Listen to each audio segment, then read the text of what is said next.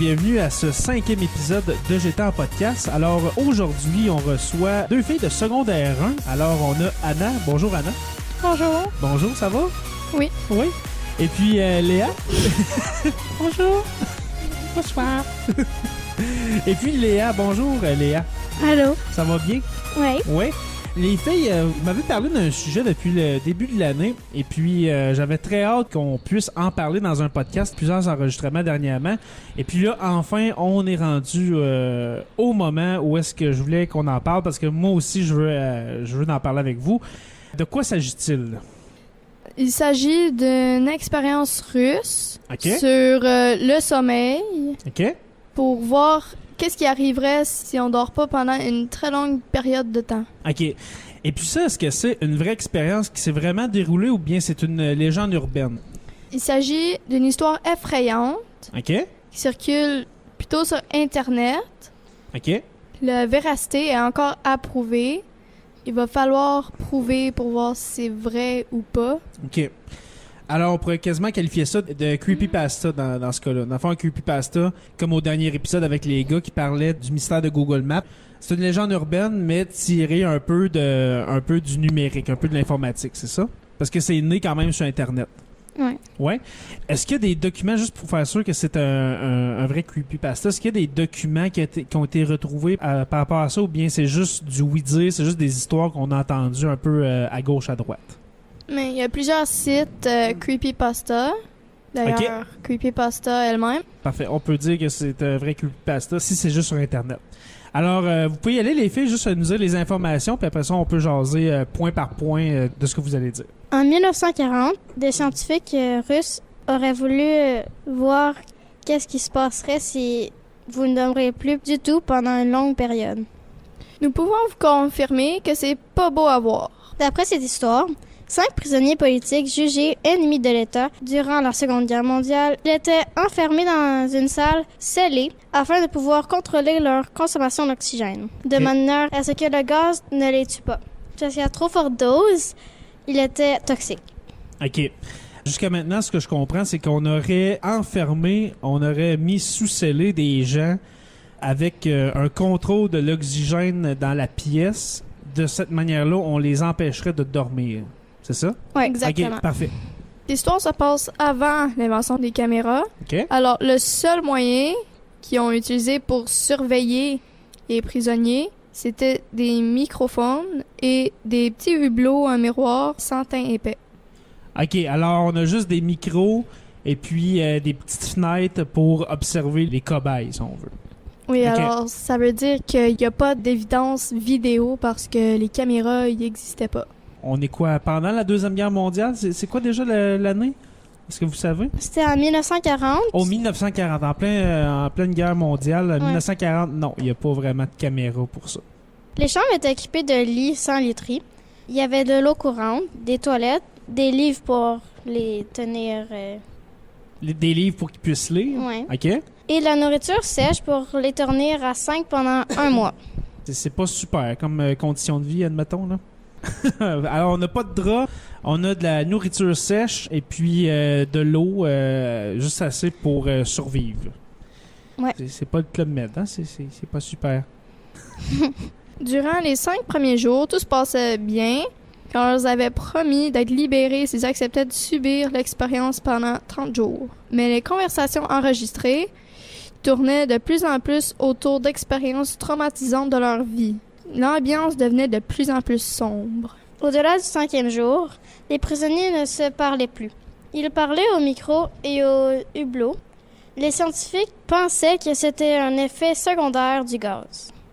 Quelques prisonniers chuchotaient au micro, tandis que d'autres couraient en criant dans les pièces pendant 3 heures. Alors, après 5 jours, les prisonniers ont arrêté de parler entre eux, se sont mis à parler au micro uniquement et puis couraient partout. Ouais. Ils devenaient un peu fous. La folie commence à s'installer. Au bout du 10e jour, le silence total. Les scientifiques ont déduit qu'il était encore en vie. Ils ont envoyé un message dans la pièce. OK, un message dans la pièce, dans le fond, ils ont essayé de communiquer avec les prisonniers, les cobayes, dans le Ils fond? ont utilisé les micros pour leur envoyer un message. OK. Ils ont dit exactement Nous allons ouvrir la chambre pour tester les microphones. Restez loin de la porte, sinon vous serez abattu.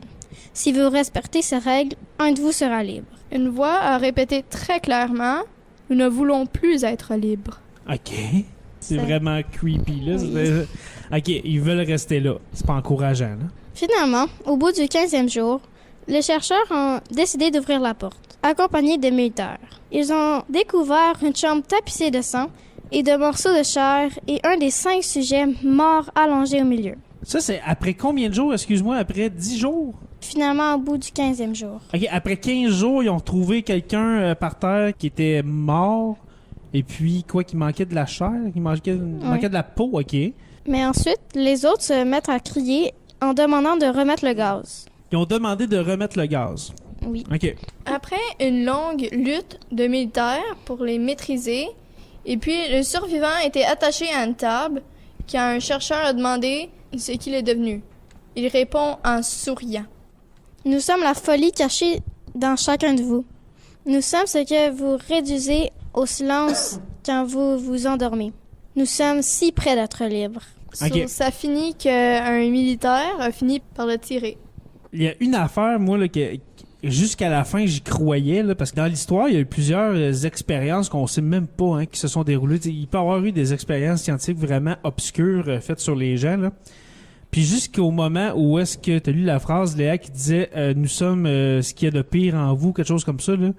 Ben c'est quand même crédible comme histoire, mais juste avec cette phrase-là, pour moi, là, que tu sais, je suis un petit peu plus vieux que vous, là.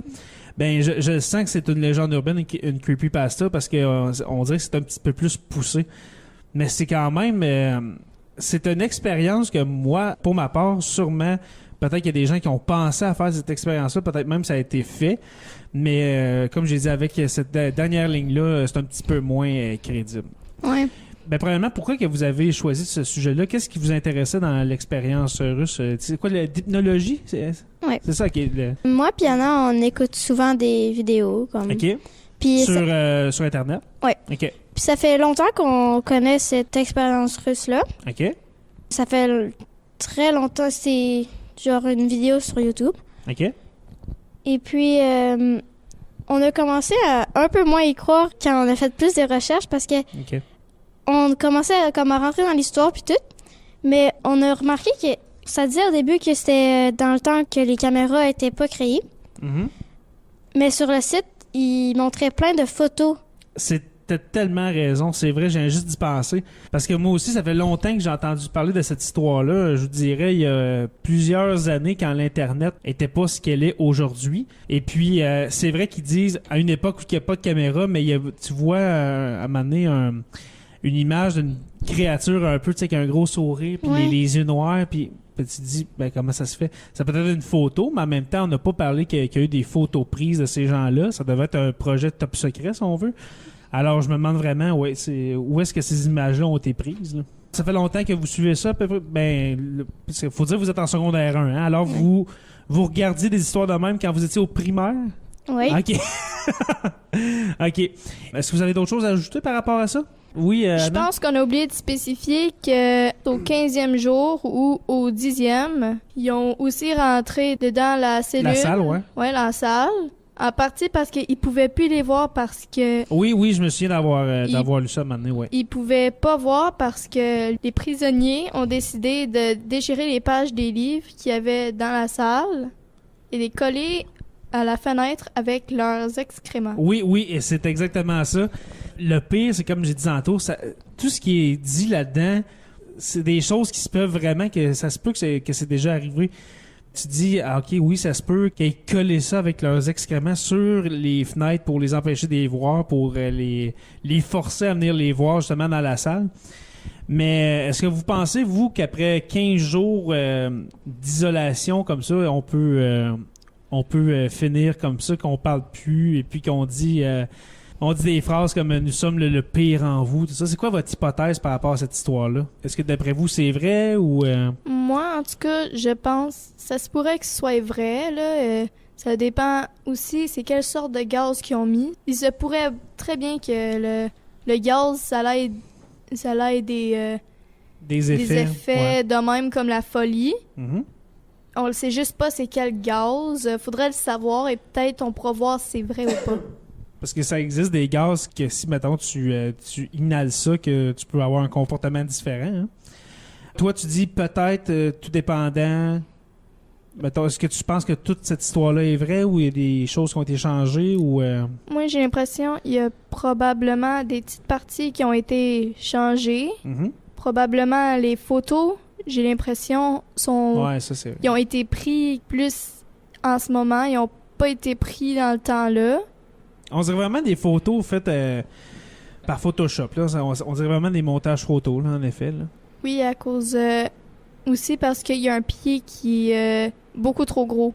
Ah ouais, un pied? Ok, Ouais, j'avais pas le remarqué pied ça. de la personne, il est tellement gros, ça a l'air Genre un que- pied de hobbit.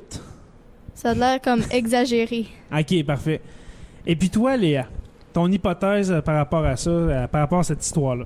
Moi, je suis pas super sûre, mais avec le gaz, je crois que ça pourrait être vrai. Mais je suis quand même sûre qu'il y a beaucoup de choses qui ont changé. Comme Comme quoi, ouais.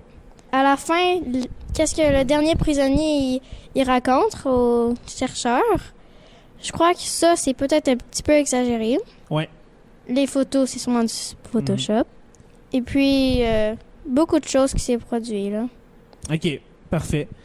Alors, hey, c'était vraiment un sujet très intéressant, les filles. Merci, merci d'être venus m'en parler dans le podcast. Pour tous les gens qui vont écouter ça, j'espère que vous avez trouvé votre compte avec l'histoire de l'expérience russe d'hypnologie. Hein? C'est un mot que j'ai appris aujourd'hui. Merci de me l'avoir dit, ce mot-là. Et puis, est-ce que vous avez une chanson que vous aimez pour terminer l'épisode d'aujourd'hui? Ça peut être n'importe quoi. C'est pas obligé d'être une chanson en lien avec cette expérience-là. Pas obligé d'avoir une chanson hyper creepy. Là. Je sais pas si c'est vraiment ça le nom de la chanson, mais la chanson d'Amy, là, comme tu sais, sur le Wii, là, qui ont joué à faire des petits bonhommes, là, la chanson-là. La chanson d'un jeu de Wii. La Des console. Mi. Ouais, la console Oh Wii. boy. Il y a des bonhommes appelés des Mi, puis la chanson qui ont joué au jeu-là. Excellent choix, Anna. Je vais mettre la chanson des Mi juste pour toi. Ça va faire un petit peu contraste avec le sujet du podcast, là, mais c'est pas grave. On va se quitter là-dessus. Alors, merci beaucoup les filles. On se reparle, j'espère, bientôt pour un autre épisode avec vous.